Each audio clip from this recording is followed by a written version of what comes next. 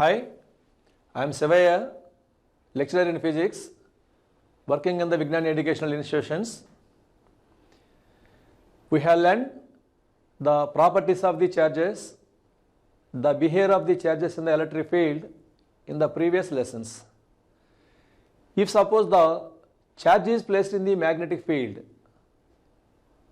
what forces it experiences and how it behaves, that is going to be studied in the present session.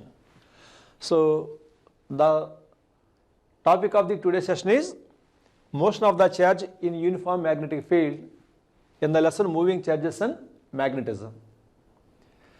The contents of this today's class are force acting on the charge moving in the uniform magnetic field. The second one is the motion of the charge in the uniform magnetic field. This is going to be studied under two headings. One is the when charge enters perpendicular to the magnetic field, and the other one is when the charge enters by making some angle with the direction of the magnetic field, followed by some problems to understand the concepts what we studied. Okay? Now come to the force acting on a charge moving in the magnetic field.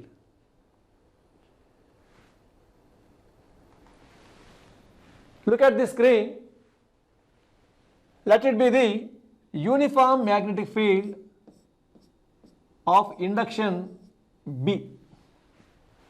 It is represented by the straight arrows with equal spacing, which indicates the uniform magnetic field. Inside that uniform magnetic field, let us consider a charge of mass m carrying a charge q. Suppose the charge is moving inside the magnetic field with the velocity v. Let us assume that theta is the angle between the direction of the magnetic field and the velocity of the particle. Here m is the mass of the particle, q is the charge of the particle, v is the velocity of the particle, b is the magnetic induction of the uniform magnetic field, and theta is the angle between the direction of the magnetic field and velocity vector. So by performing so many experiments, it is concluded that the moving charge experiences some force inside the magnetic field, and it is estimated as F is equal to QVB sin theta. The force acting on the charge moving in the magnetic field is given by F is equal to QVB sin theta. So the force depends upon the charge Q, the velocity of the particle V, the magnetic induction of the field B, and the angle between the velocity and the magnetic field vector. Okay, F is equal to QVB sin theta, which gives the magnitude of the force.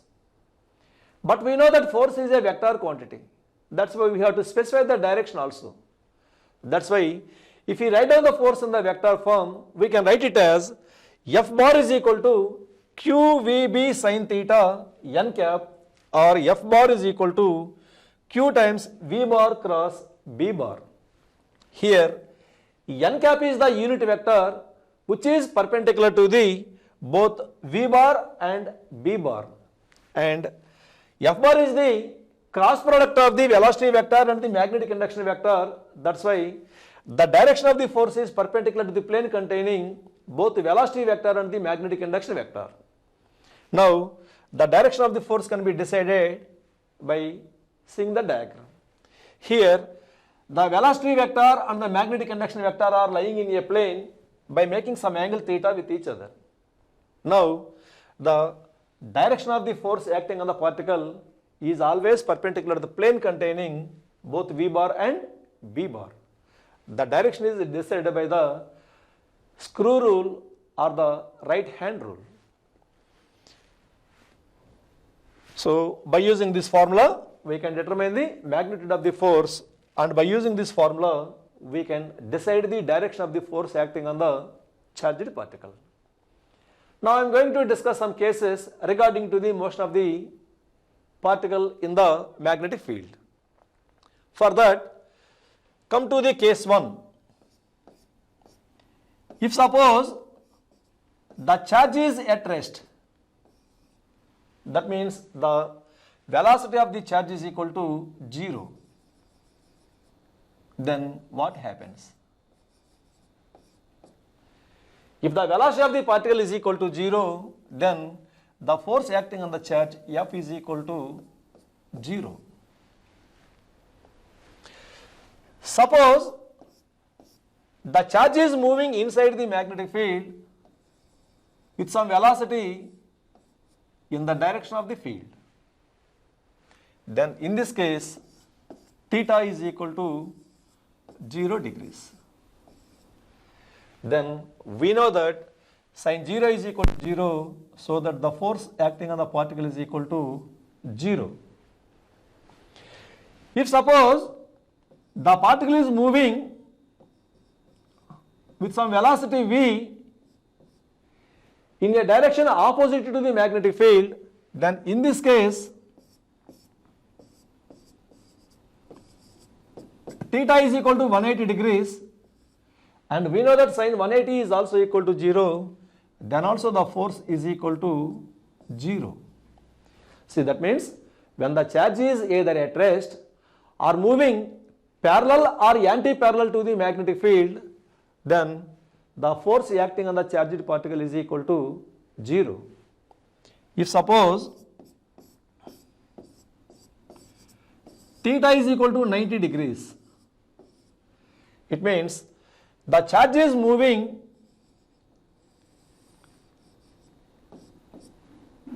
perpendicular to the magnetic field. Then what happened? We know that sin 90 is maximum, that's why the force acting on the charged particle is also maximum, and that F maximum is given by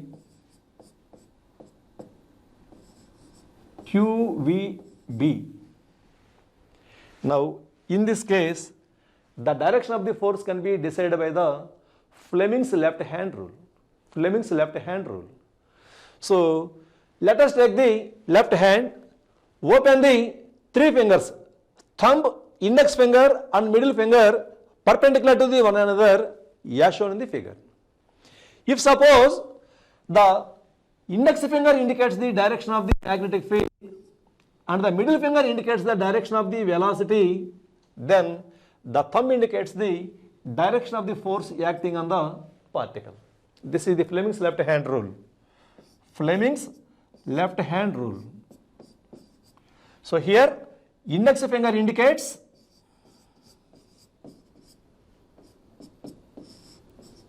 the direction of the magnetic field, whereas the middle finger indicates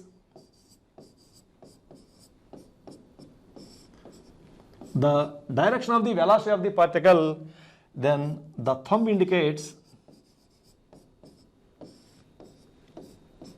the direction of the force acting on the particle. Okay? Now here we decide the direction of the force acting on the positive charge. Sometimes the negative charge may also move in the magnetic field. In such cases, just find the direction of the force acting on the positive charge and reverse the direction of the force, which gives the direction of the force acting on the negative particle. That means the direction of the force acting on the negative particle is opposite to the direction of the force acting on the positive particle. Okay? Here we studied the magnitude of the force and the direction of the force acting on the particle inside the uniform magnetic field. If suppose the particle enters at an angle theta with the magnetic field, what path it follows, how it behaves. If the particle enters at an angle of 90 degrees, how it behaves, what path it follows, they are going to be studied in detail in this session. Okay? Now come to the motion of the charge entering perpendicular to the uniform magnetic field. See, here it is entering perpendicular to the uniform magnetic field. Now for that, let us consider the uniform magnetic field. Here the uniform magnetic field is represented by the cross marks. What it means? Generally, to represent the three-dimensional diagram, we use the standard notation. If suppose there is a physical quantity which is perpendicular to the plane of the board and coming out of the board, that is represented by means of the dot. If suppose there is a physical quantity which is perpendicular to the plane of the board and entering into the board, that is represented by means of the cross. Okay? The cross has its own meaning. Remember, it is the standard notation and the universal notation to represent any physical quantity which is perpendicular to the plane and entering into the board. Here, let us assume that the magnetic induction of the magnetic field is equal to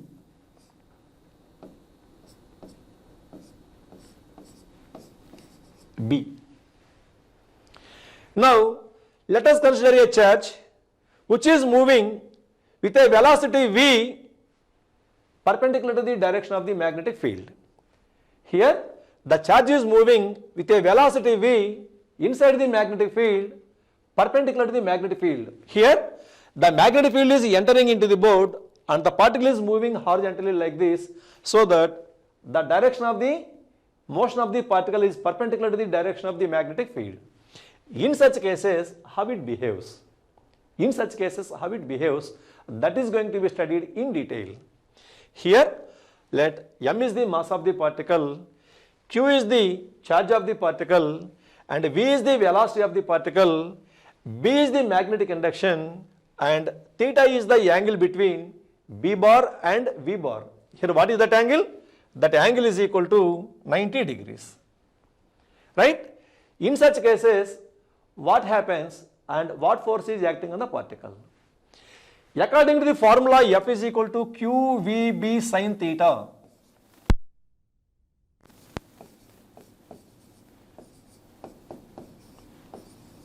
According to the formula, F is equal to QVB sin theta, when theta is equal to 90 degrees, the particle experiences maximum force and that force is given by QVB. What is the direction of the force? The direction of the force is decided by the Fleming's left hand rule. Now, the index finger indicates the direction of the magnetic field which is into the board like this. The middle finger indicates the direction of the velocity which is in the horizontal direction like this. Then the thumb which is in the vertically upward direction gives the direction of the force acting on the particle. That's why, according to the Fleming's left hand rule, this much of the force is acting on the particle perpendicular to the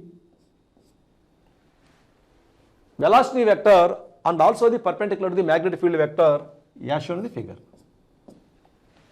Now, already we know that whenever the force is acting in the direction of the motion, the velocity of the body increases. Whenever the force is acting opposite to the direction of the motion, the velocity of the body decreases. If suppose the force is acting perpendicular to the direction of the motion of the particle, the velocity of the body or particle neither increases nor decreases. So then what is the effect of the force?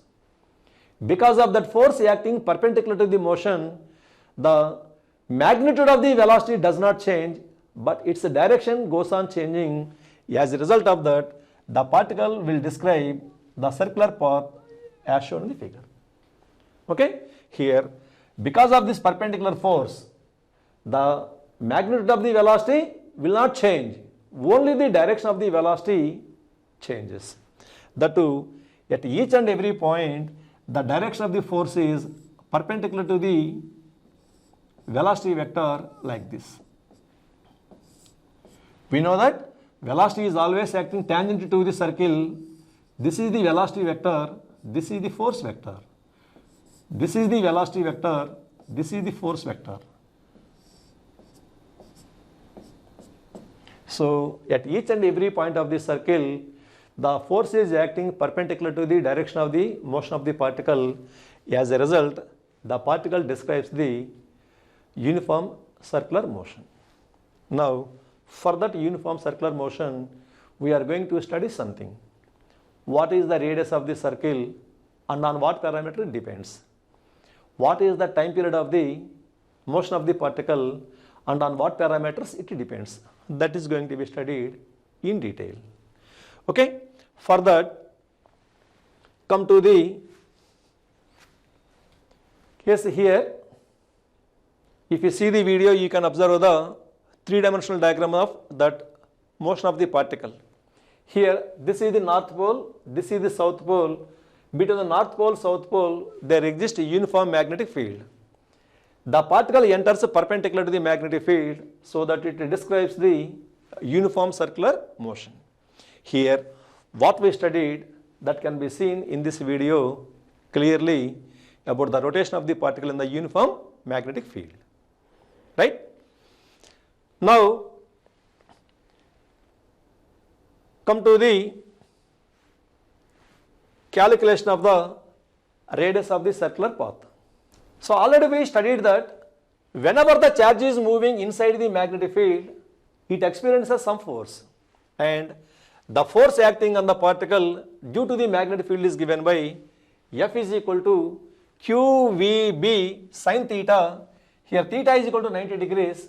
That's why the force acting on the particle F is equal to QVB. Let it be equation number 1. Since theta is equal to 90 degrees. And already we know that whenever a particle is rotating in the circular path, some centripetal force is acting on the particle towards the center, and that centripetal force is given by the formula F is equal to mv square by r. M is the mass, v is the velocity of the particle, and r is the radius of the circle. Let it be equation number 2. Already we know that whenever the particle is rotating in the circular path, the centrifugal force tries to throw the body away from the center of the circle. If we provide the required centripetal force by some means, then only the particle will rotate in the circular path. Here, the required centripetal force is provided by the force due to the magnetic field. That's why to revolve in the circular path, the centripetal force acting on the particle must be provided by the force due to the magnetic field. By substituting equation number 1 and equation number 2, in this equation we have mv square by r is equal to QVB.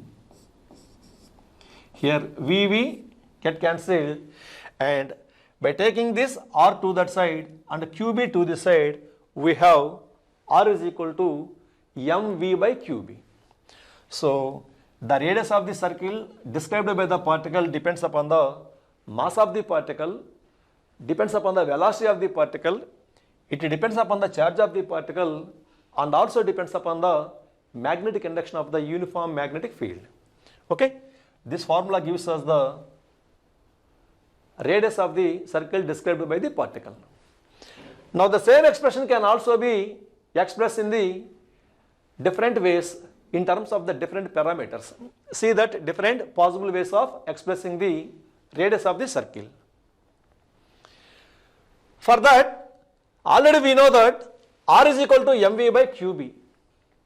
Sometimes without giving the mass and velocity, the momentum may be given. We know that the momentum p is equal to mv.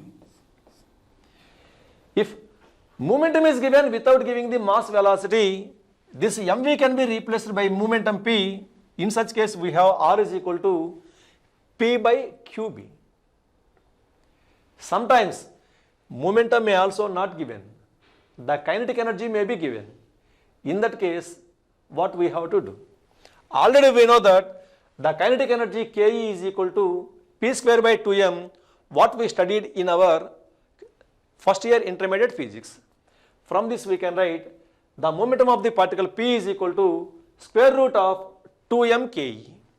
By substituting this p is equal to square root of 2m Ke, in this equation we have r is equal to square root of 2m Ke divided by qb. This is used when the kinetic energy is given.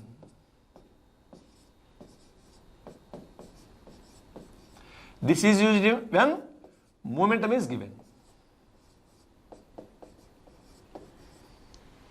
Sometimes without giving the mass, velocity, momentum and kinetic energy, the concept may be linked with the concept what we studied in the electrostatics. For that, See the possible case. Suppose there are 2 points A and B having a potential difference V naught. We have a particle of mass m carrying a charge q at point A, and initially the particle is at rest. Then what happened?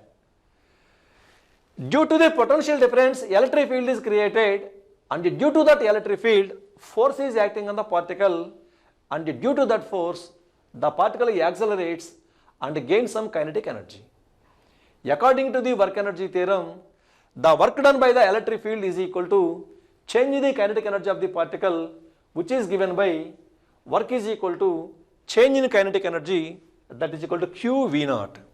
See, due to this potential difference, the particle is accelerating. That's why this potential difference is also mentioned as the accelerating potential while giving the problems. So by substituting this Ke is equal to q v naught in this equation, we have R is equal to square root of 2m q v naught divided by qb. Okay, this is used when v naught, which is called as the accelerating potential, is given in the problems. Okay, this is the basic formula. R is equal to mv by qb. So in terms of the momentum, kinetic energy and the accelerating potential, we can express the formula in the different possible ways. Okay, so these formulas helps us while solving the problems to calculate the radius of the circular path described by the particle. Now come to the next one, that is the calculation of the time period of the rotation. What is meant by time period of the rotation? The time period of the rotation is defined as the time taken to complete one revolution. The time taken to complete one revolution, that is defined as the time period. Mathematically, the time period is equal to the distance traveled by the particle for one revolution divided by the speed of the revolution. We know that the particle is describing the circular path.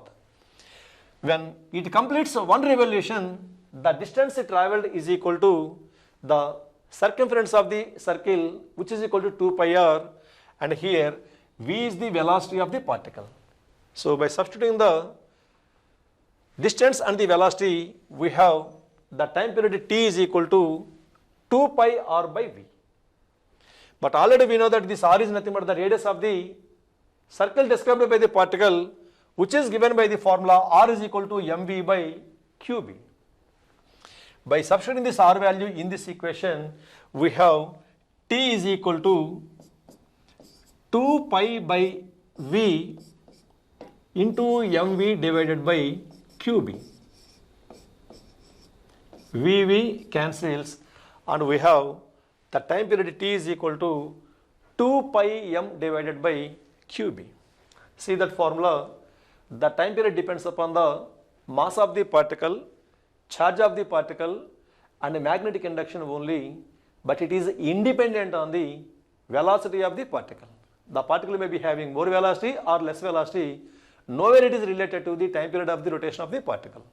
It is independent on the velocity of the particle. So this is about the time period of the rotation. So this expression can also be expressed in the other possible ways in terms of the momentum, kinetic energy, and the accelerating potential. If once we know the time period, then we can determine the frequency of the rotation by using the formula frequency n is equal to 1 by time period. And also we can determine the angular velocity of the particle by using the formula angular velocity omega is equal to 2 pi by t. So the basic formula is the formula for the time period.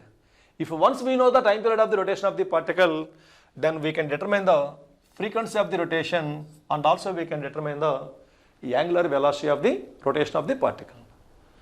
So this is about the motion of the charged particle entering into the magnetic field perpendicular to the direction of the magnetic field.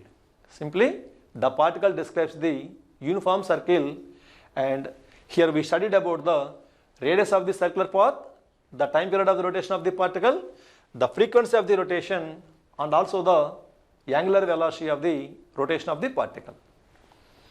Now come to the next one, that is the motion of the charge entering at an angle theta which is other than 90 degrees to the uniform magnetic field. Okay? Now let it be the XYZ coordinate system.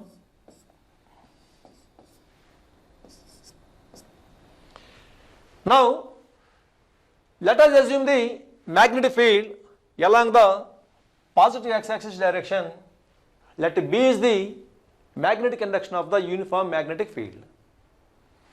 So let us consider a particle which is carrying some charge and moving with some velocity v in that magnetic field by making an angle theta within the direction of the magnetic field. In the previous case, the particle enters into the magnetic field at an angle of 90 degrees, whereas here the particle enters into the magnetic field at an angle of theta within the direction of the magnetic field. Okay, here m is the mass of the particle, q is the charge of the particle, v is the velocity of the particle, b is the magnetic induction, and theta is the angle between v bar and b bar. Now, what kind of the motion the particle describes? Is it describing the circular motion just like the previous case? No. We are going to discuss the motion of the particle in this case. For that, this velocity vector v can be resolved into two components, one component parallel to the magnetic field and one component perpendicular to the magnetic field. So this is the velocity v, and with the x-axis it is making an angle of theta. That's why the component of the velocity parallel to the magnetic field is given by v1 is equal to v cos theta, and the component of the velocity perpendicular to the magnetic field is given by v perpendicular is equal to v sin theta. So this is known for you.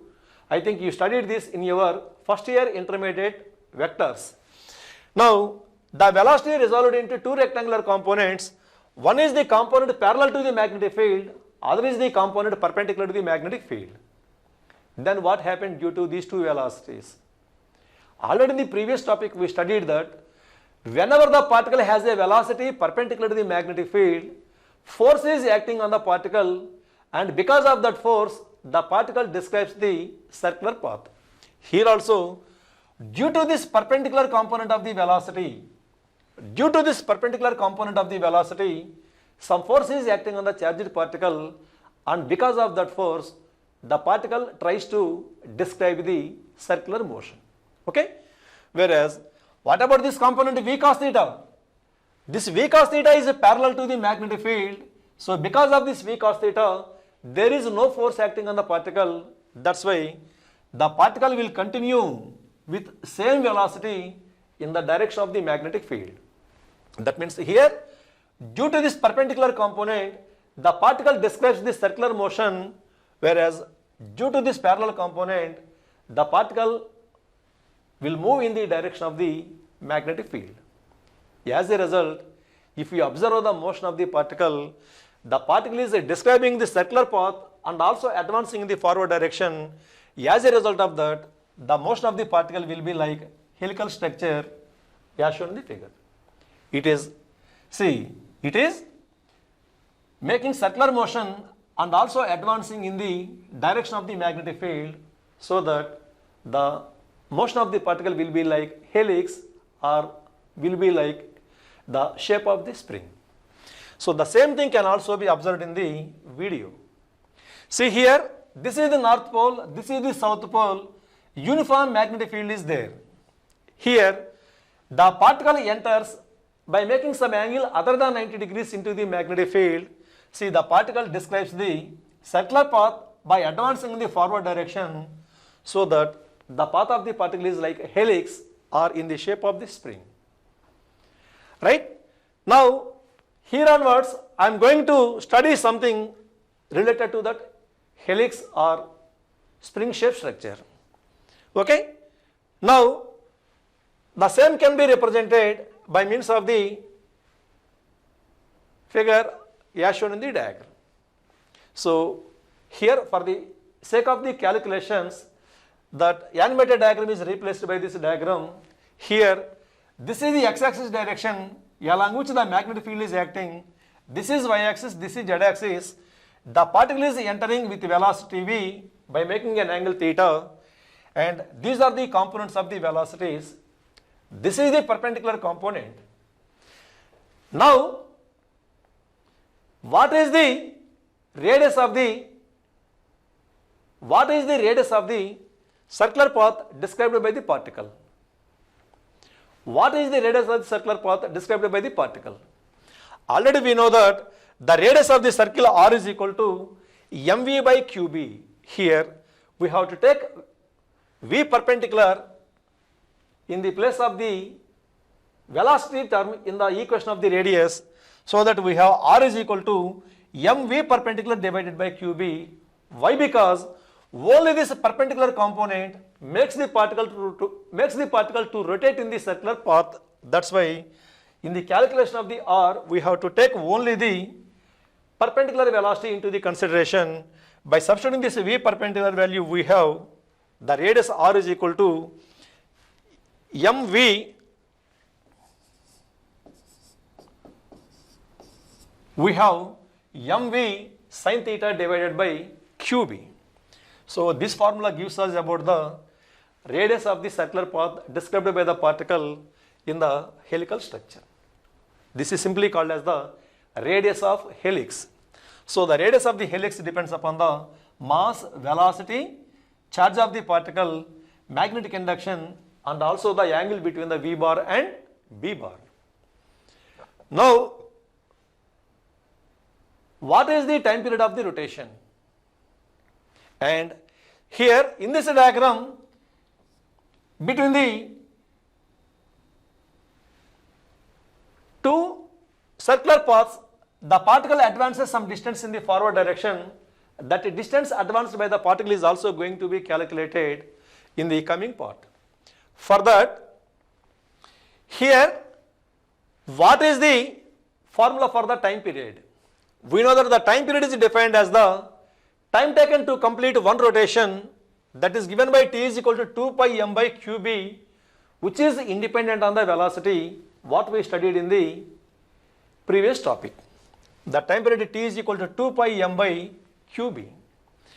Now, during this time period of time, the particle advances some distance in the direction of the magnetic field. That distance advanced by the particle in a time equal to the time period of the rotation or during one rotation is defined as the pitch. Okay? The pitch is defined as the distance advanced by the particle during one time period of time or during one rotation of the particle. Already we know that the distance can be determined by the formula speed into time whenever the particle moves with constant speed. From that we have the pitch x is equal to the time to travel from here to here, which is equal to the time period into the velocity of the particle parallel to the magnetic field. That is given by substituting this time period value and parallel component of the velocity, we have the pitch x is equal to 2 pi m v cos theta divided by qb. So this is the formula for the pitch. Okay. So up to this, what we studied? We studied the force acting on the charged particle moving in the uniform magnetic field. After that, if the charge enters perpendicular to the magnetic field, what motion it describes, and for that motion, what is the formula for radius, what is the formula for the time period, we studied. After that, if the particle enters at an angle of theta other than 90 degrees, what kind of the motion it exhibits, and what are the formulas related to the helix. That means what is the radius of the helix, what is the time period of the rotation of the particle, and what is the pitch of the helix. They are completed till now. We are going to do some problems based on the concepts what we studied till now. For that, See the first problem. In an experiment, electrons are accelerated from rest by applying a voltage of 500 volts. Calculate the radius of the path if a magnetic field of 100 millitesla is then applied. So here the charged particle is the electron, a potential difference of 500 volts is applied, and the strength of the magnetic field is 100 millitesla. We want to calculate the radius of the circle described by the particle. For that, see the given data. Given that the applied potential difference V0 is equal to 500 volts, B is equal to 100 millitesla, M is equal to 9.1 into 10 to the power of minus 31, Q is equal to 1.6 into 10 to the power of minus 19 coulombs. So these two are known for us, which are the mass and the charge of the electron. Now we want to determine the radius.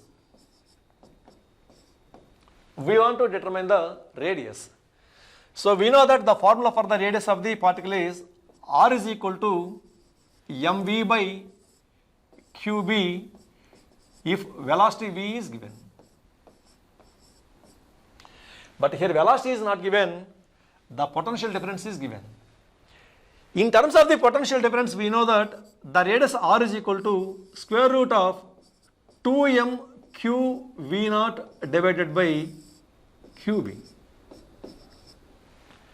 Let us substitute the given values in this equation. Then R is equal to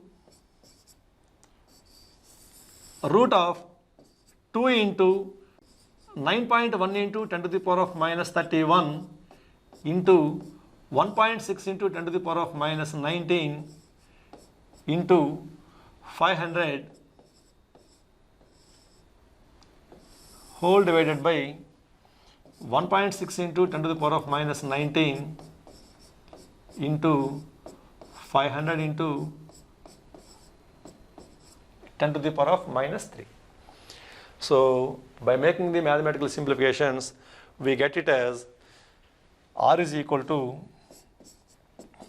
7.5 into 10 to the power of minus 4 meters. Okay, the option 1 is right. Here the concept is simple, but the mathematical calculations involved are somewhat complicated. Okay, do the mathematical calculations, and the radius is found to be 7.5 into 10 to the power of minus 4 meters. Come to the next problem. An electron revolves in a circular orbit in a plane perpendicular to the uniform magnetic field of 6 into 10 to the power of minus 5 Tesla. Its time period is dash. So here also the given particle is the electron. Here it is given that the strength of the magnetic field is B is equal to 6 into 10 to the power of minus 5 Tesla, and the mass of the electron is equal to 9.1 into 10 to the power of minus 31 kg, and the charge of the electron is equal to 1.6 into 10 to the power of minus 19 coulombs. Now we want to determine the time period of the rotation. So we know that the time period of the rotation T is equal to 2 pi m divided by qb. So substitute the given values, it becomes 2 into 3.14 into 9.1 into 10 to the power of minus 31 divided by 1.6 into 10 to the power of minus 19 into 6 into 10 to the power of minus 5. So by solving, we get it as 6 into 10 to the power of minus 7 seconds. So your answer is 2. Your answer is 2. Okay. Now come to the next problem. A proton and an alpha particle with masses in the ratio of 1:4 and charges in the ratio of 1:2 are accelerated from rest through a potential difference V. if a uniform magnetic field B is set up perpendicular to their velocities, the ratio of the radii Rp is to R alpha of the circular paths described by them will be dash. Here what are given? A proton and alpha particle are given. This is the proton, this is the alpha particle. Let M1, M2 are their masses and Q1, Q2 are their charges. In this problem, the ratio of the masses is given as M1 is to M2 is equal to 1 is to 4, and the ratio of the charges is also given as Q1 is to Q2 is equal to 1 is to 2.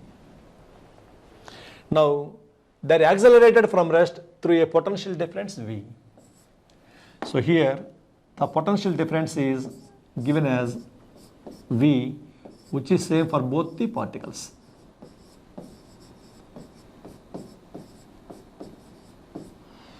Now if suppose Rp and R alpha are the radii of the circular path described by the proton and alpha particle, we want to determine the ratio of Rp to R alpha. For that, what is the formula for the radius of the charged particle in the magnetic field? We know that R is equal to mv by qb. This is equal to p by qb. This is equal to square root of 2m ke divided by qb. This is equal to square root of 2m q v naught divided by qb. So we studied 4 equations for the calculation of the radius of the circle. Of these 4, which one is to be selected? That depends upon the given data.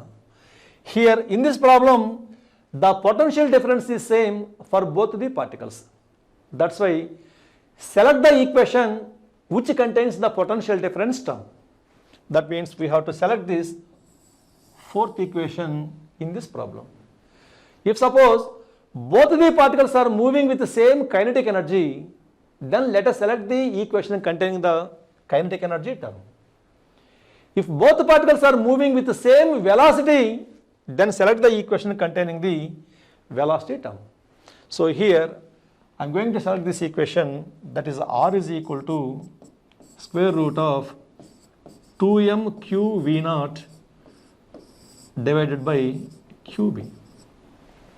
Here 2 is constant, the accelerating potential v naught is constant, and the strength of the magnetic field B is also constant, so that we can write it as R is proportional to root mq divided by q. This is proportional to root m by q. Root m by q. From this we can write R proton divided by R alpha particle is equal to root of m1 by m2 into q2 by q1. So this is equal to root of 1 by 4 into 2 by 1. This is equal to 1 by root. Okay. So the ratio is 1 is to root 2. It is the right answer. Now come to the next one. So the figure shows a region of length L with a uniform magnetic field of 0.3 Tesla in it, and a proton entering the region with velocity 4 into 10 to the power of 5 meter per second, making an angle of 60 degrees with the field. If the proton completes 10 revolutions by the time it crosses the region shown, L is close to dash. In this diagram, here a region is given, and in this region there is uniform magnetic field, and the length of the region is given as L. The particle enters with a velocity by making an angle of 60 degrees with the magnetic field. We know that whenever the particle enters into a magnetic field at an angle other than 90 degrees, then the particle describes the helical structure like this.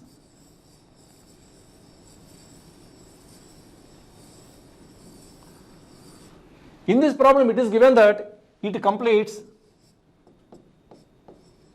10 rotations before leaving the magnetic field. Already we know that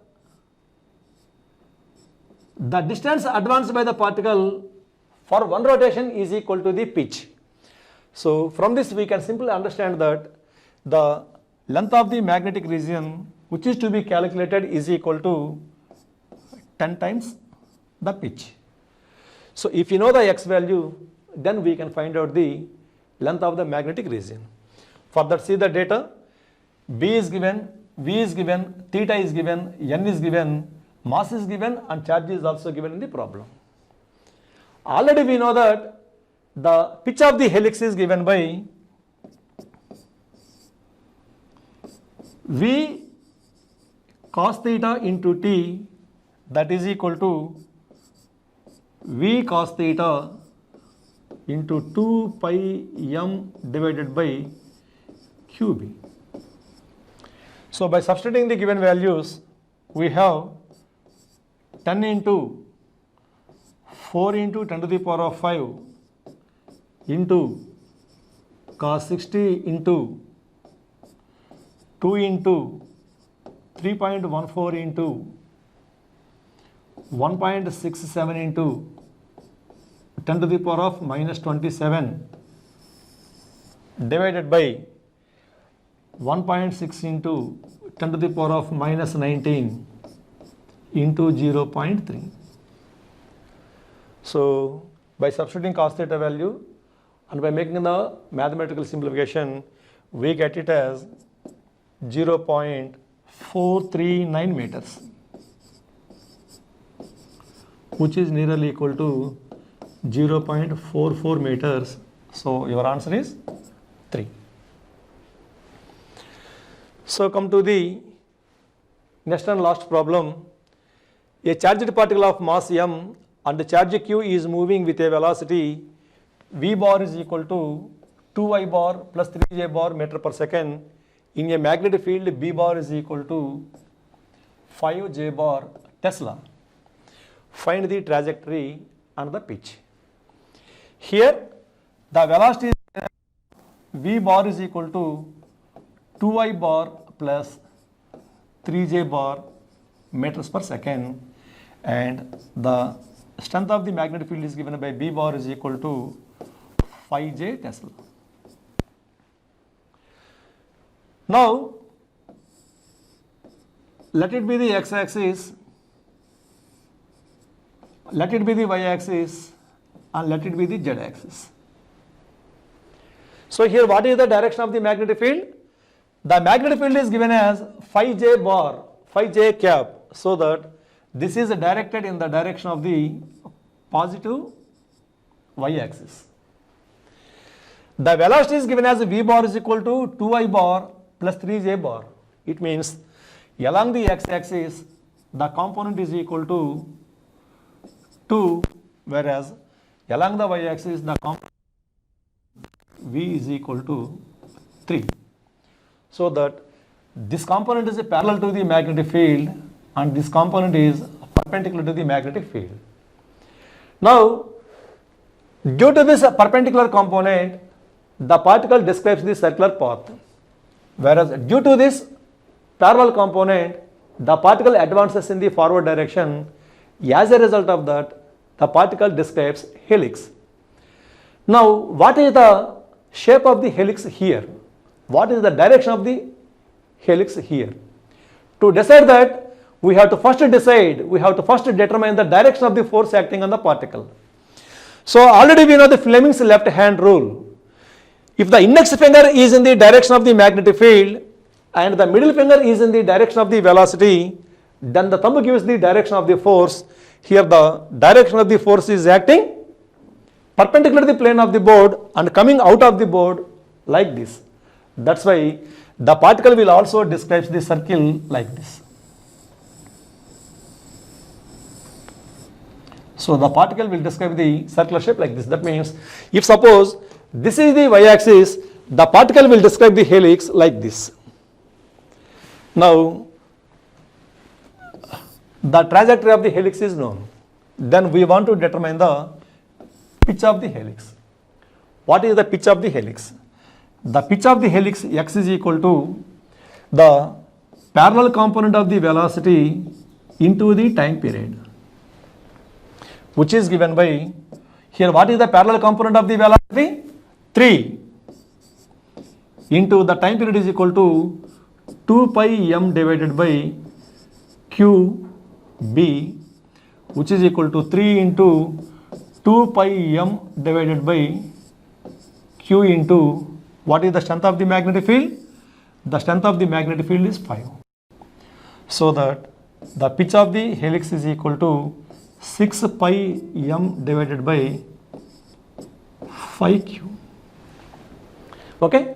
So while solving the problems related to the helix, let us see what is the component parallel to the magnetic field and what is the component perpendicular to the magnetic field. The component perpendicular to the magnetic field will move the particle in the circular path, whereas the component parallel to the magnetic field will move the particle in the direction of the magnetic field. As a result of that, the particle will describe the helix. So don't be confused. So you must be having clarity about the parallel component of the velocity and perpendicular component of the velocity to the magnetic field.